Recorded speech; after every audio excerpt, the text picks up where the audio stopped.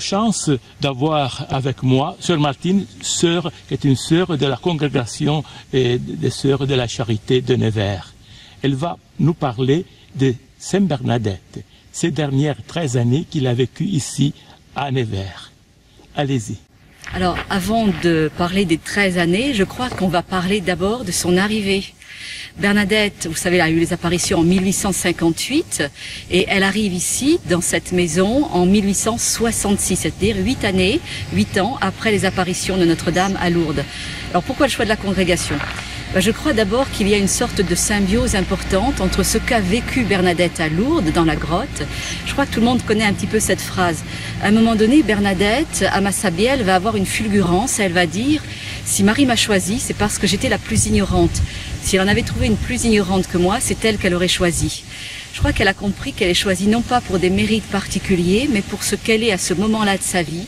Une petite, une pauvre, une blessée, une malmenée de la vie. Et je crois que ça rentre en concordance, mais vraiment très forte, avec la congrégation des Sœurs de la Charité de Nevers, parce que le fondateur de la congrégation, le père Jean-Baptiste de Lavenne, au XVIIe siècle, il va lui aussi faire la même découverte de Bernadette, d'un Dieu de tendresse, d'un Dieu qui aime tous ses enfants, mais qui a une option privilégiée, préférentielle pour les plus petits, les plus pauvres.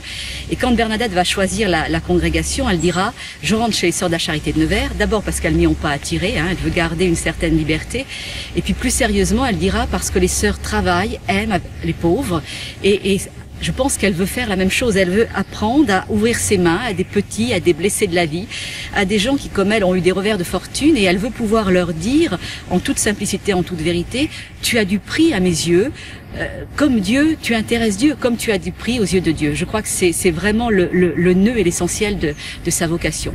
Et donc elle arrive ici un soir d'un 7 juillet 1866. Elle arrive de Lourdes après 3 jours de voyage avec 2 autres compagnes et puis des religieuses responsables qui accompagnent les jeunes filles. Et elle ignore bien sûr à ce moment-là qu'elle ne quittera jamais ce lieu et qu'elle va y passer les 13 années qui lui restent à vivre. Bon. Et elle a vécu ces premières années ici à Nevers ou ailleurs? Alors, les 13 années, elle les a vécues bien sûr ici. Alors, contrairement à ce qu'on pense parfois, la congrégation des Sœurs de la Charité de Nevers n'est pas un ordre cloîtré.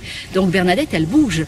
Même si son métier, c'est d'être infirmière, aide-soignante dans un premier temps, puis infirmière en chef dans cette maison, elle a des occasions de bouger, d'aller à la cathédrale de Nevers, d'aller rendre visite à des petites orphelines dans des orphelinats aux environs de Nevers. Donc elle n'est pas cloîtrée dans cette maison. Elle arpente bien sûr la maison, les jardins, les cloîtres, elle est infirmière. Et quand elle a l'occasion de rendre des visites, je vous disais, à des petites... Elle adore les enfants, donc elle accepte très volontiers de rendre visite à des petites orphelines dans des orphelinats, dans des maisons d'enfants qui sont aux alentours de Nevers. Et en ça, elle sort de la maison, bien sûr, mais pour aller en ville aussi. Même si on la protège beaucoup. Vous savez qu'une de ses phrases aussi, quand elle arrive ici, elle dit « Je viens à Nevers pour me cacher ». C'est-à-dire que la foule, la curiosité parfois malsaine des gens à Lourdes était devenue quelque chose de très difficile pour elle. Et elle aspire à un lieu où elle pourra être paisible, au calme et mener une vie simple. Et c'est d'ailleurs ce qui va contribuer à faire à ce que les sœurs la maintiennent ici dans ce lieu. Le lieu du noviciat est un lieu canoniquement fermé, donc elle est à l'abri du regard malsain des gens et des visites impromptues. Dans cette salle du chapitre, Bernadette expliqua les apparitions de Lourdes à toutes les sœurs de la communauté de Nevers, pour la dernière fois.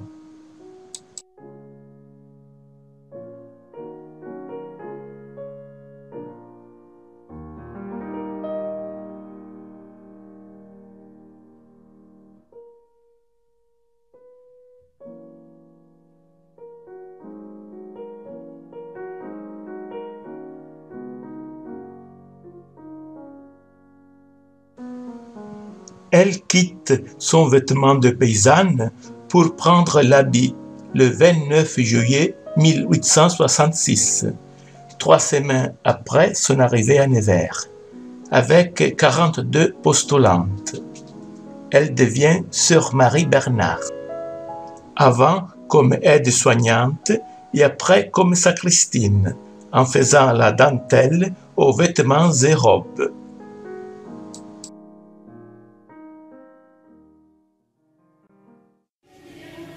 Alors, comment cette Sainte Bernadette a suivi ici dans le courant d'art et aussi dans les alentours la vie du Christ et de l'Évangile?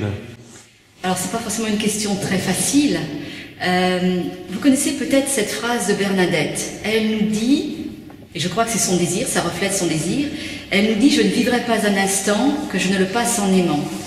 Et je crois que là, elle manifeste absolument tout son souhait de mettre ses pas dans ceux du Christ. Elle va prier, contempler le Christ dans sa parole. Elle va vivre les 13 années ici au contact de ses sœurs, de jeunes femmes qui viennent pour se former, de sœurs malades.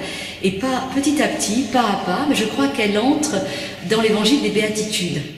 Elle a ce très grand désir, je vous disais, de suivre le Christ. Je ne vivrai pas un instant que je le passe en aimant. Permettez-moi de le reformuler un petit peu à la façon du XXIe siècle. Je crois qu'elle nous dit... J'ai le grand désir que toutes mes pensées soient des pensées d'amour envers les autres. Elle nous dit, je voudrais que toutes mes paroles soient des paroles d'amour envers les autres. Et je crois qu'elle pourrait terminer en nous disant, j'ai le grand souhait que tous mes actes soient des actes d'amour envers les autres. Alors évidemment, c'est un excellent, un très très beau programme de vie. Je crois qu'on souhaiterait tous l'inscrire au quotidien dans sa vie. On se rend bien compte, quand on le formule, que c'est extrêmement difficile. Alors, il ne faut pas croire que Bernadette nous dit « mais regardez-moi, je suis un exemple fameux, j'y suis arrivée ». Non, elle exprime son désir et je crois qu'elle nous exprime le but de tout baptisé, de tout chrétien, c'est-à-dire une marche vers la sainteté, c'est-à-dire avancer petit à petit, jour après jour, en mettant ses pas dans ceux du Christ et en se laissant, alors le mot est peut-être un peu fort, mais en se laissant, je crois que c'est ça, en se laissant petit à petit conformer à celui qu'on a choisi comme maître et seigneur. En tout cas, c'est le chemin qu'elle essaye de faire. Alors, ça se fait peut-être pas sans mal, hein, parce qu'elle est exactement de la même patte humaine que nous. Elle est pécheresse, mais ce désir qui la meut et qui la met en avant, eh bien, elle a fait, je crois, progresser.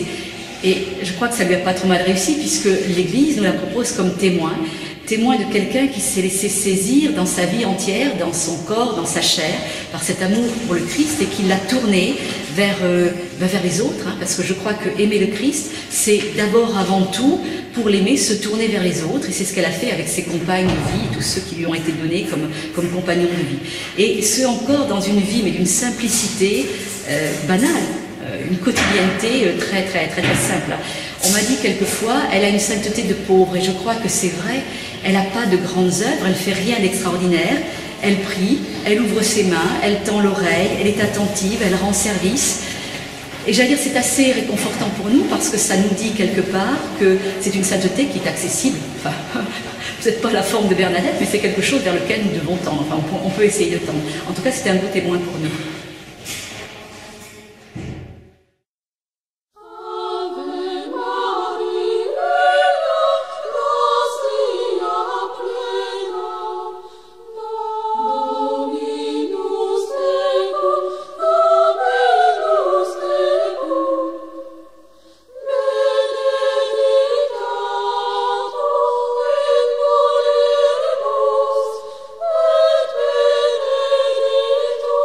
Benedictus,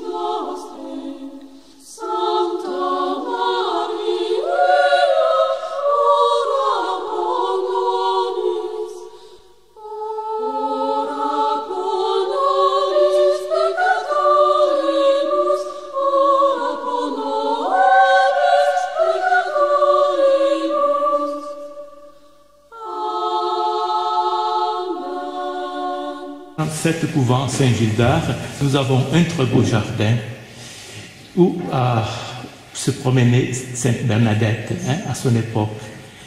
Et dites, je vous écoute un peu, qu'est-ce qu'il y a dans ce jardin de particulier? Alors en fait, il y a deux jardins. Il y a un jardin qui est un jardin dédié à la promenade, qui est le jardin du noviciat, puisque nous sommes dans une maison de formation. Il y a certaines années des centaines de jeunes filles qui vont pour se former et elles ont un lieu de promenade qui leur est réservé. Parce que le jardin à l'époque de Bernadette, il ressemble de très très peu à ce que nous avons aujourd'hui, dans le sens où c'est un potager, il faut pouvoir nourrir quantité de personnes qui sont dans ce lieu. Mais il y a néanmoins deux lieux qui sont très importants, où Bernadette aimait beaucoup se rendre. Alors le premier lieu, il est tout au fond du jardin, il y a une petite statue de Marie qui se nomme Notre-Dame des Eaux, qui est dans une espèce de grotte, là, dans un creux de rocher. Bernadette aura l'autorisation d'y aller dès le lendemain de son arrivée avec les compagnes avec qui elle est arrivée de Lourdes. Et on sait qu'il s'est passé quelque chose de très important parce qu'elle écrit à ses sœurs de Lourdes quelques jours après et elle va leur dire « Nous fûmes dégonflés notre cœur du chagrin qu'il y avait de quitter nos familles et nous avons été priés devant une petite statue de Marie qui est dans une espèce de grotte. » Et elle va continuer, elle va dire « C'est une de celles qui me rappelle le plus la dame que j'ai vue. » Alors, il ne faut pas chercher de ressemblance physique, comment pourrait-on représenter Marie, mais il faut regarder l'attitude de la petite statue. C'est une statue qui est tout accueil, qui est mains ouvertes, qui sourit, qui nous regarde, qui est penchée vers nous. Il y a un genou qui est plié, comme si elle voulait courir vers nous, se pencher pour nous prendre dans ses bras. Et je crois que l'attitude de cette petite statue rappelle étonnamment à Bernadette la tendresse, l'accueil, les mains ouvertes de Marie à Massabielle. En tout cas, elle ira tant qu'elle pourra auprès de cette petite statue. Et je dis souvent aux pèlerins, parce que ça c'est quelque chose de très beau, que quand Bernadette elle ne peut plus marcher parce qu'elle a une carie blanche, elle est incapable de se tenir debout à la fin de sa vie, ses sœurs vont l'y porter pour qu'elle puisse continuer à prier Notre-Dame des Eaux. Ça c'est un lieu important. Ensuite, il y a un deuxième lieu qui est important dans le jardin. Il y a un petit oratoire qui a été construit à peu près à la même époque que l'ensemble des bâtiments. Et cet oratoire est dédié à Saint-Joseph. Alors Bernadette a, je ne saurais expliquer pourquoi, mais elle a une dévotion particulière pour Saint-Joseph. Et dans cet oratoire, elle y va prier très souvent Saint-Joseph. Elle nous dit d'ailleurs cette phrase, elle dit quand on est en peine de trouver les mots de la prière pour trouver Jésus, eh bien on demande à Saint-Joseph. Et lui, dans sa simplicité et son humilité, il nous soufflera les mots de la prière pour aller vers son Fils.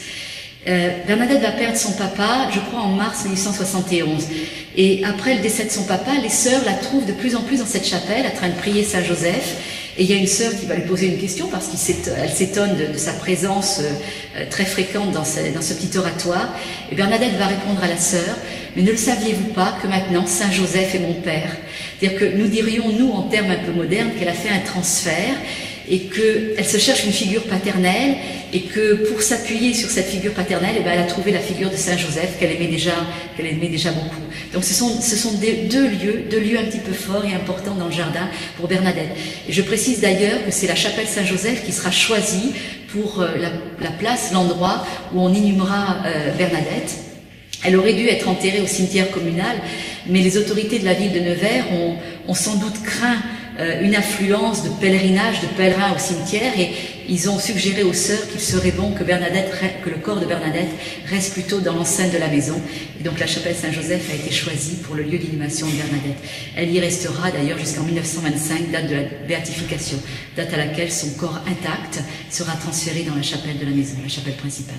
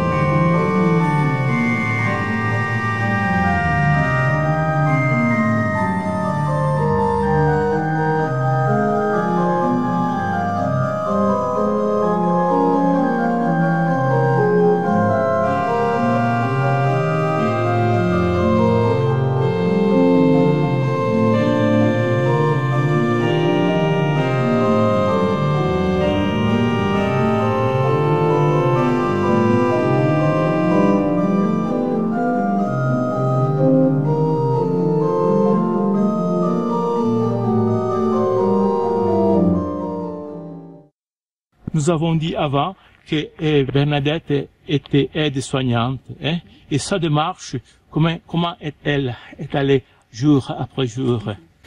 Je crois que Bernadette a découvert le soin à Lourdes. Son postulat, elle l'a commencé dans une communauté à Lourdes, là où elle avait été mise à l'abri par le curé Péramal, hein, pour la protéger de la curiosité des gens. Et assez rapidement, les sœurs, c'était un hospice, les sœurs l'ont initiée aux soins. Et je crois qu'elle a trouvé là quelque chose d'important pour elle. Et lorsqu'elle arrive ici, pendant son noviciat, je rappelle que le noviciat aussi, on apprend les rudiments d'un métier, les sœurs ont fini sa formation aux soins. Et lors de son envoi en mission, de son obédience, la mère supérieure lui confie l'emploi d'aide infirmière et l'envoie dans cette maison. Alors cette maison, ça va peut-être être une petite déception pour elle parce qu'elle aurait aimé soigner les pauvres, les petits, les malades, les enfants. Or dans cette maison, ce sont des jeunes filles, on l'a déjà dit, qui viennent pour se former à la vie religieuse et puis des sœurs plus âgées. Mais je crois que Bernadette a su trouver sa voie dans le soin à ses sœurs malades. Alors il y a chez elle, je crois, deux aspects. Nous avons un très beau témoignage d'un médecin de Nevers, le médecin Robert Saint-Cyr, qui vient de temps en temps pour des interventions un petit peu plus délicates dans la maison. Il nous laisse de très beaux témoignages qui nous prouvent que Bernadette a une très très bonne, une excellente pratique médicale. Mais je crois que s'il y a des soignants ou des soignantes qui nous écoutent, ils savent très bien qu'il n'y a pas que la pratique médicale, il y a aussi un savoir-être avec les malades. Et là, nous avons quantité et quantité de témoignages de sœurs qui ont été soignées par Bernadette et qui nous disent combien cette femme, elle sait avoir une présence attentive et aimante à tous ceux qu'elle soigne dans les différentes infirmeries de la maison. D'ailleurs, elle n'a pas soigné que ses sœurs parce que Bernadette se trouve ici en 1870. Alors, je rappelle qu'il y a eu une guerre entre les Français et les Prussiens et les combattants prussiens vont descendre assez bas sur la Loire. On va donc évacuer les soldats blessés et il faut un hôpital de campagne et cette maison va être réquisitionnée par l'état-major français. Les jeunes novices vont quitter la maison et ne vont rester que des sœurs volontaires, dont Bernadette. Et donc, elle va se trouver à soigner ici des soldats blessés de la guerre de 1870. Cette maison étant transformée en hôpital de campagne. Il y a quelque chose qui est important, c'est que je crois que, alors même que cette jeune femme est alitée dans le lieu où elle va rendre le souffle de toute sa vie, là, dans l'infirmerie Sainte-Croix, elle va continuer à recevoir et à aider aussi bien spirituellement, alors moins évidemment matériellement par des soins, mais elle va continuer à aider des plus jeunes qui ont parfois un petit peu de trouble ou de vague à l'âme dans leur vocation. Je crois que nous sommes ici dans l'infirmerie Sainte-Croix et c'est pour Bernadette l'étape ultime de sa vie. Je crois que dans ce lieu, il y a deux adjectifs qu'on peut déployer, deux mots qu'on peut déployer, c'est abandon et dépouillement. Bernadette va intégrer cette infirmerie en décembre de l'année 1878. C'est une infirmerie dans laquelle elle n'a pas été soignante parce que c'est une des dernières créées à son époque dans la maison. Et c'est le lieu où elle va rendre le souffle de toute sa vie à son créateur. Elle y rentre donc en décembre et elle va mourir dans ce lieu le 16 avril suivant, le 16 avril 1879. Alors on a une lithographie de ce lieu. Oui. C'est sans doute quelque chose qui nous donne à voir de façon assez exacte comment était l'infirmerie. On y voit poutrelle métallique, applique pour la lampe, les deux fenêtres. On y voit que 3 lits, mais c'était certainement une infirmerie. C'était une infirmerie avec 6 lits. Voilà. Je crois que Bernadette va vivre ici quelque chose de difficile dans son corps et en même temps quelque chose de très important pour nous chrétiens parce qu'elle va aller petit à petit vers une confiance et un abandon absolu entre les mains de son Seigneur. Et ceci à travers une souffrance physique assez terrible. Hein. On connaît cette phrase parce qu'elle est un peu célèbre, elle rappelle Lourdes. Bernadette a dit 3 jours avant de mourir, je suis moulue comme un grain de blé. Alors je crois que cette phrase nous rappelle qu'elle est petite fille et fille de meunier. Et ça fait image pour nous parce qu'on voit très bien les meules de pierre qui écrasent le grain de blé. Et je crois que cette femme agonisante nous dit simplement j'ai mal dans mon corps, j'ai mal dans ma chair, j'ai mal dans mes os. Et c'est quelque chose d'extrêmement difficile pour elle. Et je rappelais pas plus tard qu'hier soir, cependant, à un groupe de pèlerins que Bernadette reste une paysanne très saine par rapport à la souffrance physique. Pour elle, la souffrance physique, c'est un mal qu'il faut combattre, ça, elle est très, très claire dans sa tête. Et quand elle n'en peut plus de souffrance, eh bien, elle demande à ses sœurs de lui trouver la potion, le remède qui va aider à apaiser sa souffrance. Mais cette souffrance est là, elle est imprescriptible et donc Bernadette, eh bien, elle va y donner sens tout simplement dans sa relation à son maître et Seigneur. Bernadette, je ne sais pas si vous avez fait attention sur le document, elle est dans des lits qui sont des lits avec des tentures. Alors, pour aider à sa prière, parce qu'elle avait toujours peur de ne pas savoir prier, de ne pas savoir méditer, elle accrochait aux tentures de son lit des petites images qui aidaient à porter sa prière, l'image de Marie, l'image de la grotte, l'image de son patron, Saint Bernard, l'image d'un prêtre en train d'élever la coupe au moment de la communion. C'est la communion quelque chose d'important, le fondateur dans la vie de Bernadette. Et un matin, elle va demander à une de ses sœurs soignantes de tout enlever. Alors la sœur, un peu étonnée, va s'en inquiéter, lui poser la question. Et Bernadette va simplement tendre son bras avec sa main fermée comme ça. Elle va ouvrir sa main et dans sa main, la sœur va voir le crucifix de profession de Bernadette. Et elle va simplement dire « celui-ci me suffit ». C'est-à-dire que cette jeune femme agonisante est en train de se débarrasser de tout ce qui est superflu, de tout ce qui est superficialité, et elle va centrer ses regards à ce moment-là de sa vie, eh bien, sur son Maître et Seigneur, sur le Christ, et elle va le contempler dans un moment très particulier de sa propre vie à lui, c'est-à-dire au moment où il donne sa vie pour elle, pour nous, sur la croix, au moment où il fait l'offrande de sa vie. Ça c'est quelque chose de très important. Et je crois que ceux qui regardent un petit peu Bernadette discernent plusieurs mouvements qui, je crois, sont importants pour nous aussi dans notre vie de baptisés. Bernadette, qui est souffrante dans son corps, eh bien tout simplement se laisse humblement, paisiblement rejoindre par le Christ qui vient habiter avec elle sa souffrance. Je rappelais également hier soir cette phrase de Claudette, je crois, qui est importante quand on est un peu physiquement souffrant. Je crois que Claudette a rappelé que le Christ n'est pas venu expliquer la souffrance, il est simplement venu la remplir de sa présence. Et je crois que Bernadette, voilà, se laisse simplement habiter par la présence du Christ en elle, dans son corps souffrant. Le deuxième mouvement, il est facile à comprendre, il est réponse. Bernadette, qui vit ici son temps de carême, qui va vivre sa semaine sainte, suit vraiment son Christ pas à pas dans ces jours saints et va répondre tout simplement en le contemplant lui et en le rejoignant au cœur de ce qu'il vit de difficile et de douloureux dans son corps. Vous voyez deux mouvements qui se répondent ici dans cet aller et retour. Et le troisième, il s'explique, je crois, par l'attention prioritaire, presque privilégiée, que Bernadette continue à avoir aux autres, alors qu'elle est ici alitée et agonisante dans cette infirmerie Sainte-Croix. Elle reste on ne peut plus attentive à toutes les personnes qui lui donnent des intentions de prière, qui arrivent de Lourdes, à tous ceux qui sur Nevers continuent à lui demander de prier pour elle. Elle est attentive à la santé des sœurs qu'elle connaît, à la santé des quelques employés malades qui viennent ici. Et la maîtresse des novices, d'ailleurs, ne s'y trompe pas, elle continue à lui envoyer des jeunes femmes, parfois un petit peu hésitantes dans leur vocation.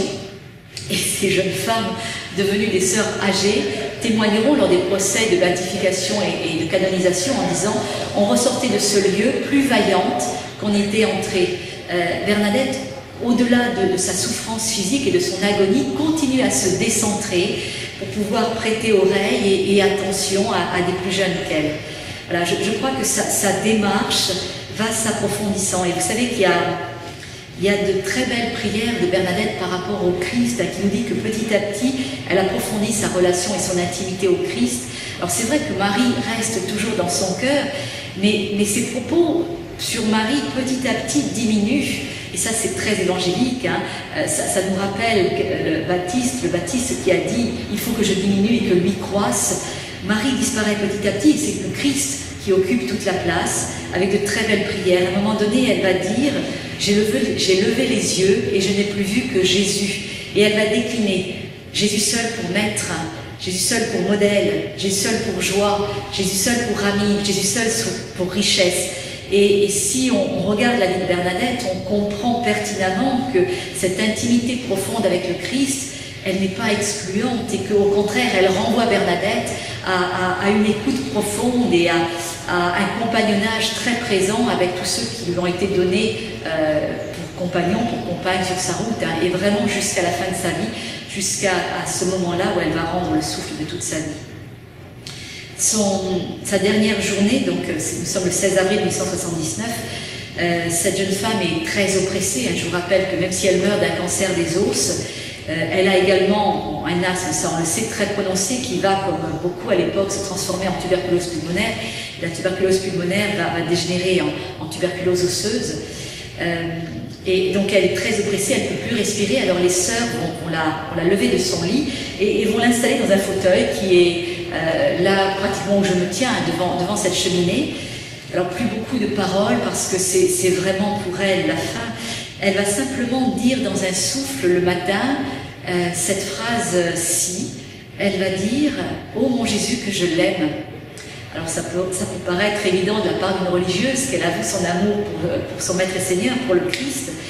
Moi personnellement je trouve que c'est quelque chose qu'il faut retenir parce que Bernadette est un petit peu avare de propos tenus devant les autres par rapport à sa relation au Christ. Par contre, elle nous laisse un tout petit carnet de nos intimes, un tout petit carnet dans lequel il y a quelques notes de retraite et il y a quelques prières personnelles. Et il y a une prière personnelle qui revient de manière récurrente, qu'elle écrit, qu'elle prie durant les dernières années de sa vie, où elle formule ainsi, elle demande « Ô mon Jésus, faites que je vous aime ». Et personnellement, je trouve que c'est très beau et que c'est cadeau, que c'est vraiment un don de l'esprit que cette femme puisse dire le matin de sa mort, sans doute en vérité, « Ô mon Jésus, que je l'aime », comme vraiment une tentative de réponse à sa mesure, à tout ce qu'elle a reçu vraiment durant toute sa vie, de l'amour inouï du Christ, de ce qu'elle a découvert, de ce que le Christ lui a fait don tout au long de sa vie. Et c'est une très belle formule, une formule sans doute en vérité, c'est pour ça que je la pointe. L'après-midi, les choses s'accélèrent un peu. Bernadette va se retrouver à un moment donné à 3 heures lors d'un temps de prière de la communauté, seule dans l'infirmerie, pas seule avec d'autres malades, mais seule avec des sœurs valides, deux soignantes et une sœur responsable qui vont l'accompagner dans sa prière à Marie parce qu'elle n'a même plus la force physique de dire le « Je vous salue Marie ».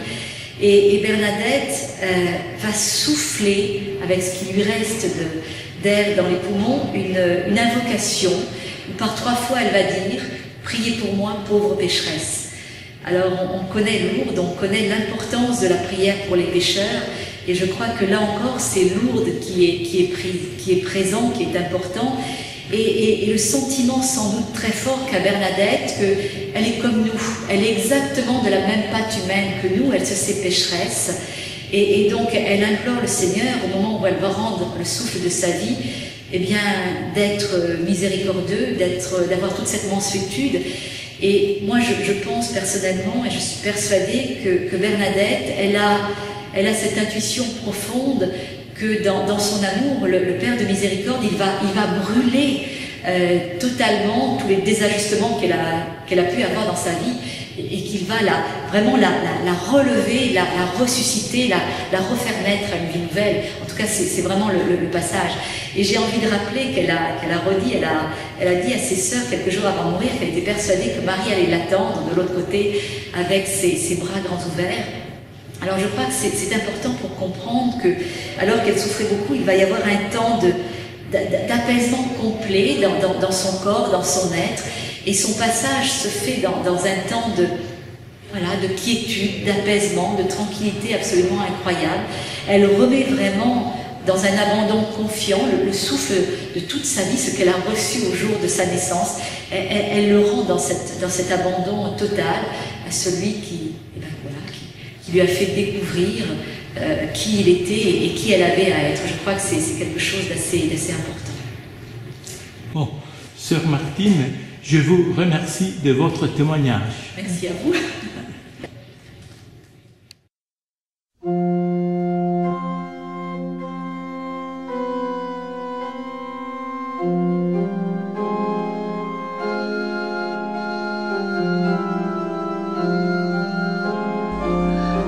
Nous sommes dans la chapelle du couvent Saint-Gildard de Nevers. Il faut dire que ce lieu nous tourne vers Dieu.